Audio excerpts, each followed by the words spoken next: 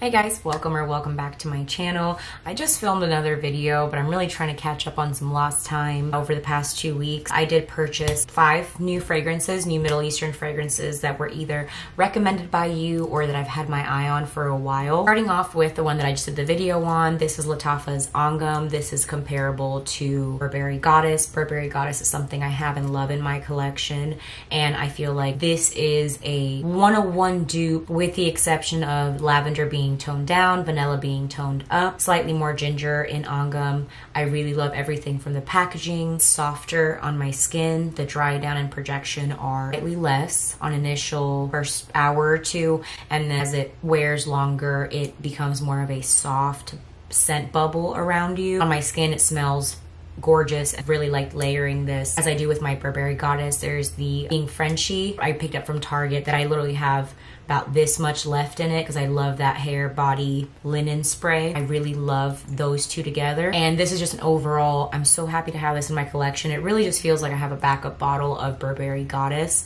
and I'm sure you've seen and heard lots about this one on the internet, and I would have to agree that this is a almost 100% dupe. I would say in the 95th percentile with just that lavender toned down a bit. On the skin is gorgeous in my opinion, and I'm so happy to have this one in my collection. One that was recommended by a amazing kind of enabling me, but Hadlaj, and this is the Secret Musk.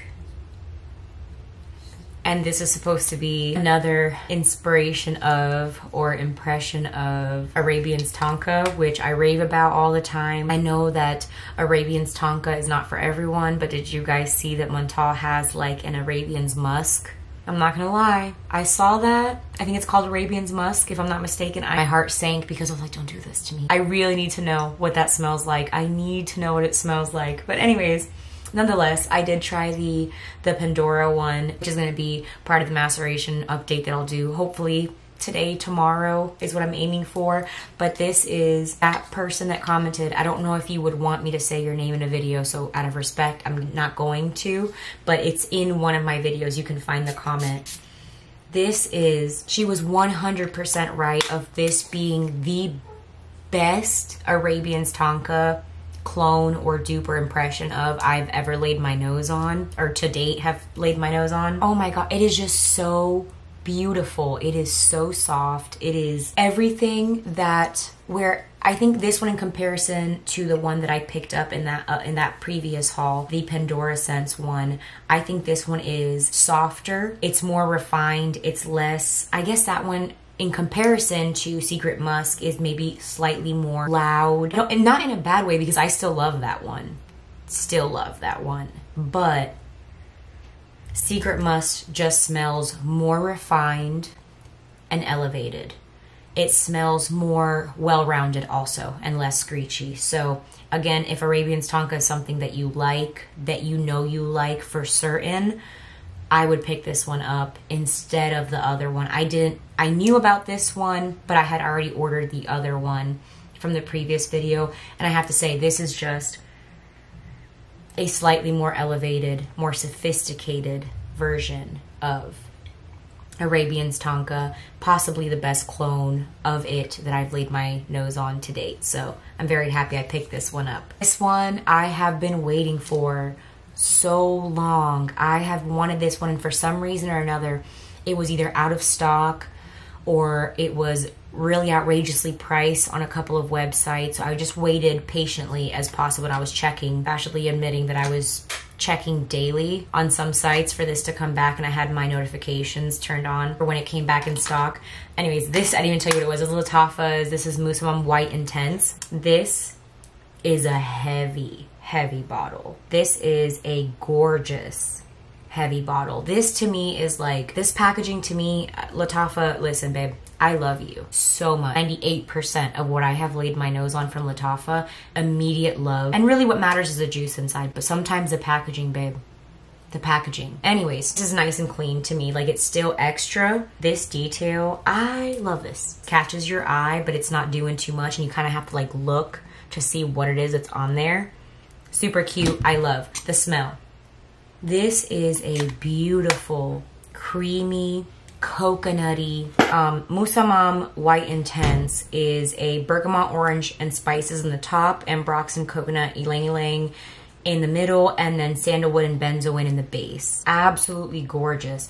What I smell the most is this is a beautiful sweet and creamy coconut, but not in a suntan lotion. This is just, it develops so nicely. Oh my gosh, I do smell it's a little bit spicy. It's not too spicy. I do smell that the spices are present. I can smell something spicy. The bergamot is gorgeous. I mostly smell the coconut ylang ylang, a little bit of the benzoin and bergamot. The bergamot in here with the ylang ylang, a little bit of orange. It's just so nice.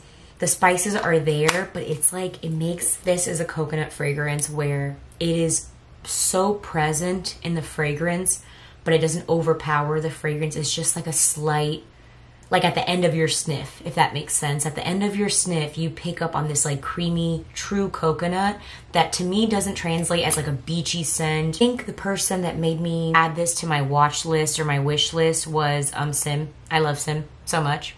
And she had mentioned this, I want to say like a year ago or something. If you want a coconut that's not sunscreeny, not beachy, I could see this being a day or night scent, a year-round scent. I don't think that it's so fruity, tropical, that it wouldn't be appropriate to wear in the fall and winter.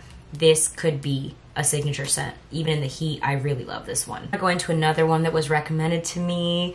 This is the one, I think the only one that was missing from this collection, this line from Lattafa. Honor and Glory from Lattafa.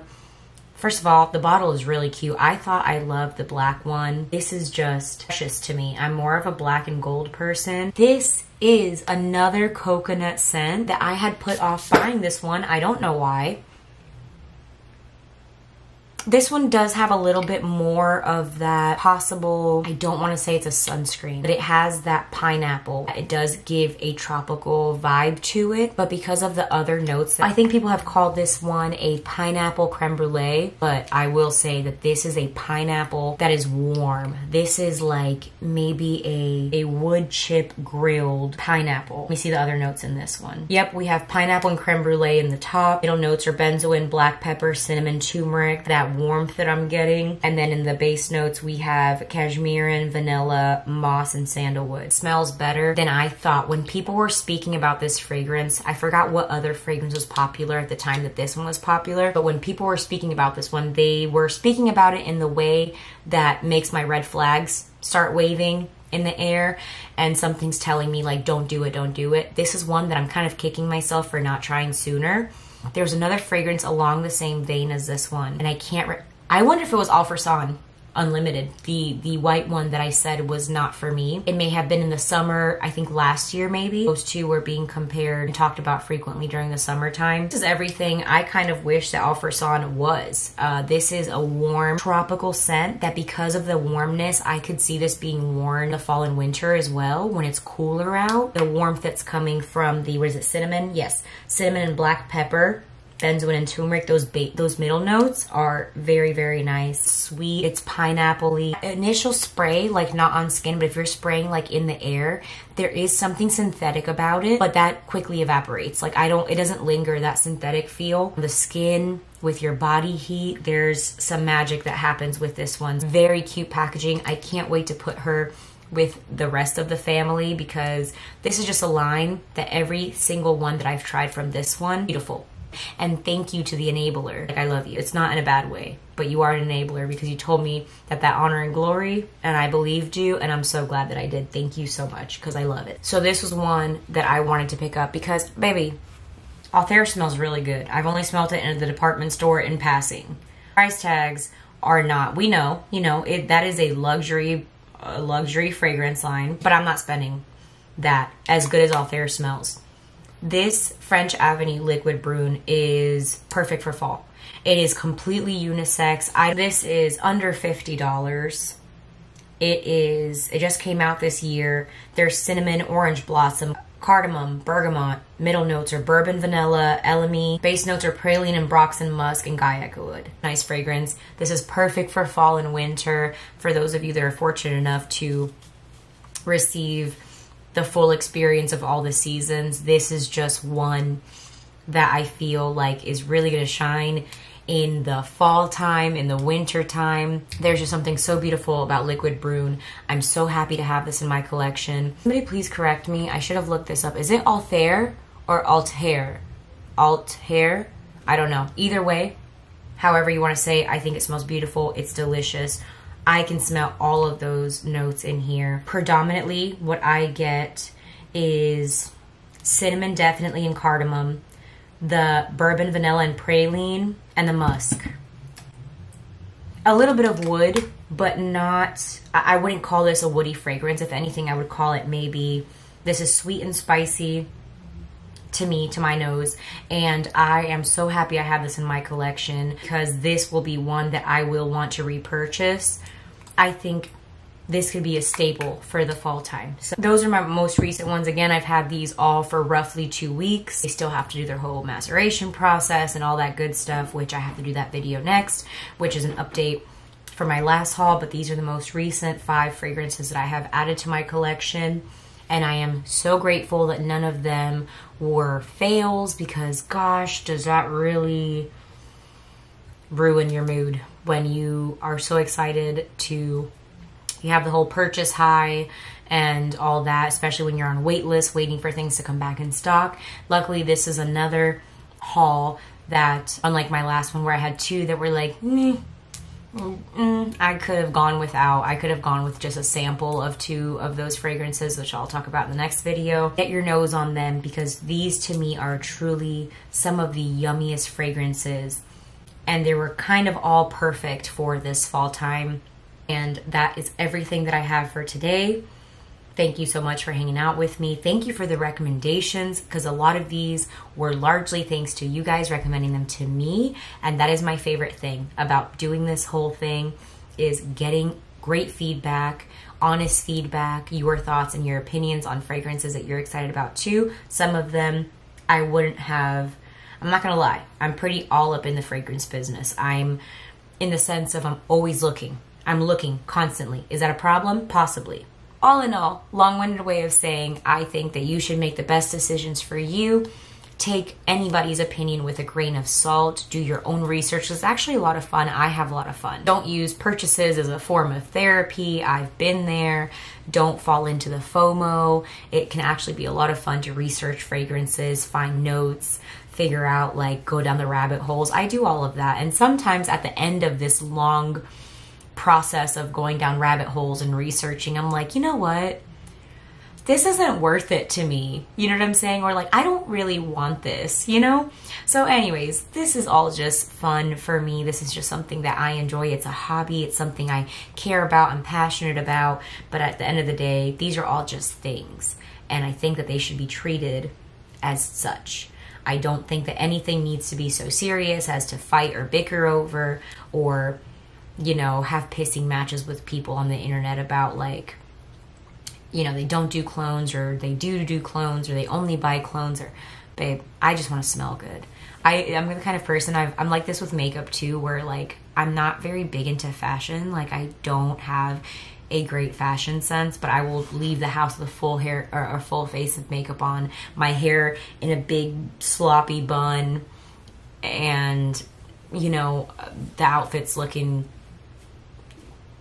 but I'm happy because I have my makeup and I did, like, my little makeup thing. And it's like, it's fun for me. It's just a hobby. I feel the same thing about fragrance. Like, I could look like whatever. Be clean. I'm always clean. Hygiene is #1 for me. Hygiene first in any situation.